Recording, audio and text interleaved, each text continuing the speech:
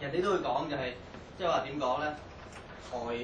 台上1分鐘，台下幾耐啊？10年功。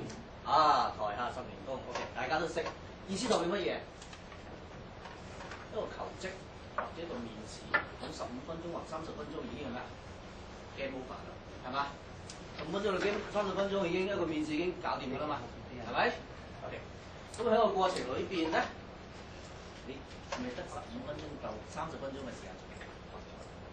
唔係㗎，係你過去所有嘅累積，響嗰15分鐘到30分鐘嘅咩表演嚟㗎嘛？This is your show time， 明白 ？Yes， 即係話你過去嘅所有嘅累積係響呢段時間去做表演嘅意思，即係話有4個部分，我哋今日會講。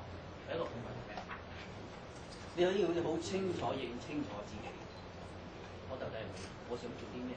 我到底係咪為咗好好唔好？係嘛？呢啲第二個部分咧，我哋就會再教下一啲咩求職點樣藝術係點樣表演呢自己。OK， 認清咗自己，識得點樣寫，因為咧係一步步落嚟嘅。認識咗你自己，你先至會求職係咪？你一封吸引人嘅求職信，或者你一個履歷表，先至係咩？爭取到一個咩？面試嘅機會。如果唔係就點啊？你寄到過去，你封求職信，你知唔知大家知唔知會邊度？廢紙，或者咩？廁紙咯，或者咩？櫃桶底咯。你都唔想呢封信係咁㗎，係咪先？啊，咁所以咧，你一定要有啲嘢吸引人哋嘅眼球。點解嗰個人咁得？點解佢要見你先？喂，佢嘅時間都好貴㗎喎。公務員唔同，佢嘅性質唔同，因為有法例規定啊嘛。法例同私人公司係兩樣嘢嚟。OK， 第3部分咧就同大家講下面試嘅時候，你要點樣去回答問題，或者一啲嘅技巧，甚至衣着打扮方面。咁第4個問題係通常咧人哋係唔教嘅，就係話你面試之後，假如啱我，你點算？你點樣處理 ？OK， 嗱，今日咧我哋就講呢4個。咁跟住落嚟咧，呢個都係我哋第一步，我哋認清個方向嗰度咧。嗱，呢一部分咧，卓琪應該見咗資料庫啊嘛，呢個部分就再多講啦。因為咧喺呢度咧，澳門街咧有幾樣嘢大家可以留意嘅，即係如果而家冇資料庫嘅，係咪？咁各行各業咧，大家有統計局，如果比較齊全嘅，就係統計局。邊個行業？好多時候咧，你要面試第一個問你人，如果公職就冇得講嘅，公職因為按照規定嚟㗎 ，OK？ 呢個冇得講。但係如果好多私人機構就問你想要幾多薪水啊？係嘛？最後問題都會咁問㗎，你想要幾錢啊？一個月啊？佢都會咁問嘅。咁所以咧好多時候咧，你就係用咩？你要講嘅時候你係困難，因為你唔識啊嘛，你唔知啊嘛。係真係喎，個公司可能準備11000蚊嘅，你話9000，係咯，你蝕咗。係嘛？咁點咧？好多時候咧，呢樣嘢咧，統計局個網頁上邊咧，如果你要揾工做嘅時候咧，尤其私人機構，咁佢上邊咧就會有咩咧？都會有啲嘅薪酬嘅統計，大家可以去睇一睇，幫助大家。有啲咩行業啊，上邊啊，基本上咧有。問你想做乜嘢？我想做醫生，點解？因為我讀醫科嘅咯，係嘛？我想做心理，點解啊？因為我讀心理嘅咯。OK， 我哋好直覺嘅反應就係咁，但係其實。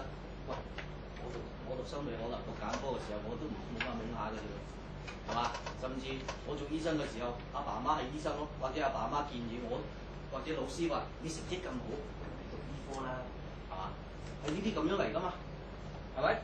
咁所以好多時就係話你讀邊一科，或者你能夠做啲乜嘢，或者你最中意做乜嘢，並唔係你而家讀緊嘅科係，尤其中國人，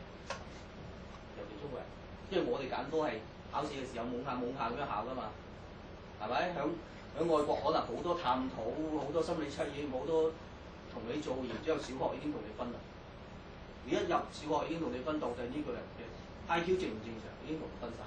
唔正常嘅有唔正常班嘅，即係唔正常，大家唔好以為係唔好嘢嚟㗎嚇。一啲係唔好，一啲係最 top 嘅。所謂嘅唔正常係最 top，可能最 top 嗰部分即係 IQ 140幾啊咁。讀啲正常人班嘅話，哇！你班蠢到加01嘅，即係同你喺埋一齊，即係害咗我嘅啫，係咪？一班咧真係咁樣，唔正常嘅意思係呢個 OK， 唔好一下子都話唔正常就係好 OK。好唔好咧？睇睇下你點樣去幫佢啫。所以咧，首先問下自己，你可以做啲乜嘢？例如，就先你話，我讀心理，咁我做緊心理嘢，我讀醫科，所以我做緊醫生啦。係第一個層次。你能夠做乜嘢？因為你有呢張沙紙，假如你畢咗業，係咪？你有呢張沙紙 ，OK？ 咁咧，你就可以做啲嘢。即係如果講真，你冇呢張沙紙，你考唔到。例如一份工，係咪？所以咧，呢個係有問題就話你想唔想做？第二個層次啦，第三個層次咧，你適合做啲乜？其實咧，呢三樣嘢咧就係講明一樣嘢。大家有冇上過生涯規劃嘅堂啊？都有啦。生涯規劃叫啲乜嘢？OK，嗱好多書嘅解釋，不過咧你抌晒嗰陣時一句話啫，咁簡單嘅。唔好努力錯咗方向。到你40歲、50歲嘅時候，哎呀，原來呢樣嘢唔啱我，咁咧你就錯咗啦。假如你點解外國一入學已經同你分好多嘢，或者咩？即係話你向邊方面有天才、有天分嘅，或者你向邊方面係有興趣、肯努力嘅，肯定係有啲蛛絲馬跡俾你，係咪？咁如果你了解緊呢樣嘢，即係幫你了解呢樣嘢，同你探到好多嘢，係咪？如果你由15歲開始努力，同20歲開始努力，或者由40歲開始努力，你嘅結果係 OK。所以咧好多時生涯規劃講到最後，你唔好努力錯咗方向。陣先兩嗰三步都大家知道啦，係咪？我可以做啲咩？係咪？我想做啲咩？係咪？我適合做啲咩？所以咧，到底喺工作上面咧，你有啲咩能力？俾你喺職場上面一展咧，你可以用外在嘅嘢，好多人咧就用外在嚟證明自己嘅，就包括證書啦、學歷呢一啲 ，OK。但係喺工作上面咧，其實咧，我唔知道大家知唔知道米倫，即係唯一一屆咧中國打入世界盃嗰個教練咧，記唔記得啊？記得我講過一句話嚇，唔係個合約滿咗啦嘛，打完個世界盃之後，佢就合約變完咗走咗。啲權力就好真啊！佢只係講咗叫話就係態度決定。所以喺工作上面咧，你能夠做啲乜嘢咧？喺工作上面咧，好多時候咧請人嘅時候咧，如果以我自己嘅睇法嘅話，你嘅工作態度比你嘅專業知識更重要。你嘅專業知識可能講根本就係專業嘅常識，好容易學㗎。但係工作態度咧係冇辦法啦。好困難㗎，因為假如 OK， 你唔中意做呢份嘢，例如公務員啦，好多係嘛？我睇到都好多人係咁，因為份量比較大啦，走咗出嚟又唔知做乜啦，係咪？咁啊，唔中意呢份工，打人點啊？被逼留喺一個地方，或者被逼做啲繼續呢份工嘅時候，其實佢都好難。你話佢開唔開心啊？佢唔開心。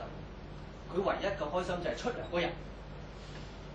唯一嘅開心就係出糧嗰日，但過咗之後咧，如果一個月有30日計嘅話，佢可能開心2天，因為期待一天，攞到一天之後嘅28天都會點啊？好痛苦嘅，係咪？原因係咩？佢唔係做緊啲佢自己中意做嘅嘢 ，OK？所以咧，你呢個態度咧就係敬業樂業啦，你好開心嘅做呢個翻工就係話咩？我哋咁創造緊一樣嘢。頭先講嘅即係考證書啦，同埋咩？轉換嗰個咩嗰個能力，就以舉咗例子我自己太太咯。呢兩樣嘢咧，真係要靠，即係話自己要探索。OK，